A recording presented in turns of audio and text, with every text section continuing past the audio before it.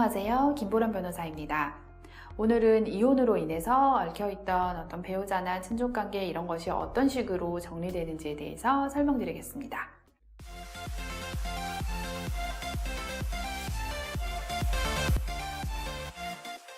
대표적으로 배우자 관계가 소멸하게 됩니다.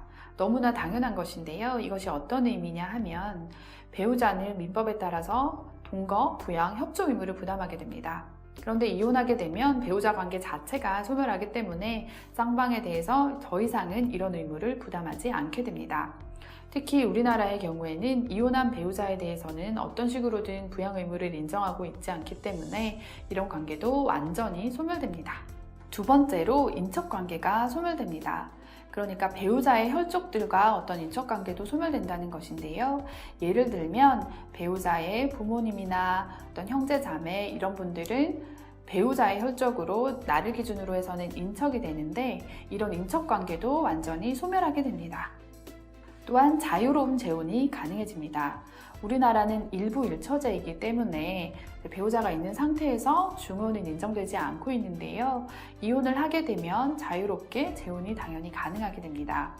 다만 예외적으로 이제 법에서 규정하고 있는 인척에 대해서는 인척관계, 과거에 인척관계에 있었던 경우에는 지금 현재 소멸되었다 하더라도 재혼에 제한이 있기 때문에 이런 부분은 확인하셔야 합니다.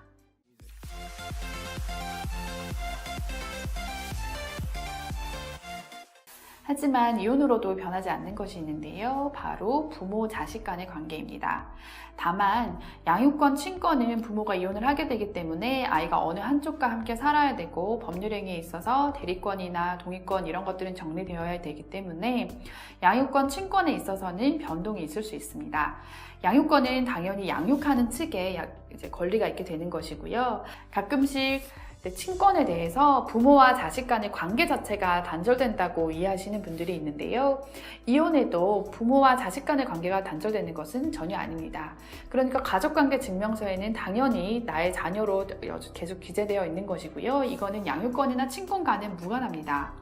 친권은 미성년 자녀가 독자적으로 법률행위를 할 수 없기 때문에 이런 부분에 있어서 부모가 당연히 대리하거나 동의하거나 이렇게 할 수 있는 권리, 그러니까 법률적인 행위에 있어서만 제한이 있는 것입니다. 지금까지 이혼으로 인해서 법률관계가 어떻게 정리되는지에 대해서 설명드렸습니다. 이혼을 준비하시는 분들, 그리고 이혼 후에 나의 법률관계가 어떻게 되는지 궁금하신 분들에게 도움이 되었으면 좋겠습니다. 감사합니다.